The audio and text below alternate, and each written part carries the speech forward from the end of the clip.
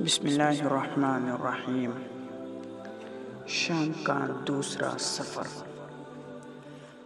حضرت خدیجہ رضی اللہ عنہا عرب کے شریف خاندان کی بڑی نامدار عورت تھی۔ ان کی شرافت اور پاک دامنی کی وجہ سے لوگ ان کو طاہر کے نام سے پکارتے تھے۔ جب تجارتی قافلے مکہ سے جایا کرتے تھے تو حضرت خدیجہ رضی اللہ عنہا بھی کسی شخص کے ذریعے اپنا مال بھیجا کرتے تھے۔ ان کا سامان تجارت قریش کے کل سامان کے برابر ہوتا تھا۔ جب مکہ میں آپ کی امانت اور دیانت کا چرچا گھر گھر ہونے لگا تو حضرت خدیجہ رضی اللہ عنہا نے آپ کے پاس پیغام بھیجا کہ اگر آپ میرا سامان تجارت لے کر شام تشریف لے جائیں تو میں دوسروں کی نسبت دو چند معاوضہ دوں گی۔ آپ نے اس کو قبول کر لیا۔ اس وقت آپ کی عمر 25 سال تھی۔ پھر آپ حضرت خدیجہ رضی اللہ عنہا کے غلام میسرہ کے ساتھ سامان تجارت لے کر شام روانہ ہوئے۔ شام پہنچنے پر آپ ایک سایہ دار درخت کے نیچے بیٹھے تھے۔ وہاں نستورہ راہب رہتا تھا۔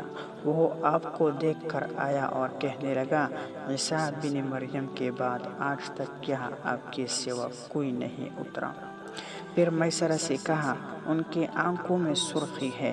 میسرہ نے کہا کہ یہ سرخی آپ کی آنکھوں سے کبھی جدا نہیں ہوتی۔ نستورہ راہب نے کہا کہ یہ آخری نبی ہے۔ میسرہ کا بیان ہے کہ دوپہر کے گرمی میں دو فرشتے آپ پر سایہ کر لیتے تھے۔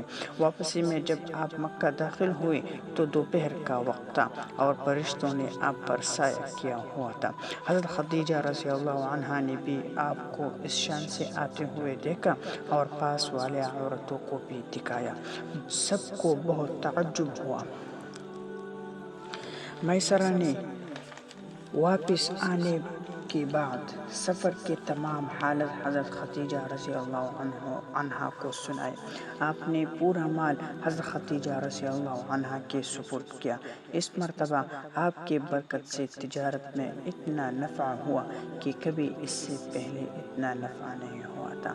حضرت خدیجہ رضی اللہ عنہا نے بھی آپ کو جتنا معاوضہ طے ہوا اس سے زائد دیا۔